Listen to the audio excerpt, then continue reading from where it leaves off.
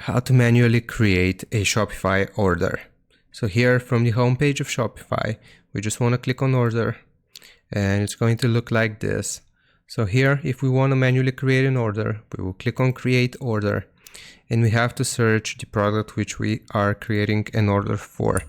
So here I will do keychain, which I have on my website, and I'll just add it. Now it's going to look like this. We can set the quantity and we can also request payment later. We can add tags here like so if we search for them, and we have to do the customer's email here. So I'm just going to do a test email here and create a new customer.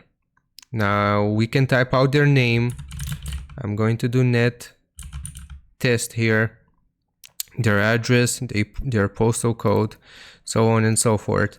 And after you type out their information here, then we will click on collect payment and we will mark it as paid, or we can enter a credit card. So I'm just going to do this as paid and it will tell us that this will create an order. Create order if we received $5 outside of Shopify. So we're just going to create this order here.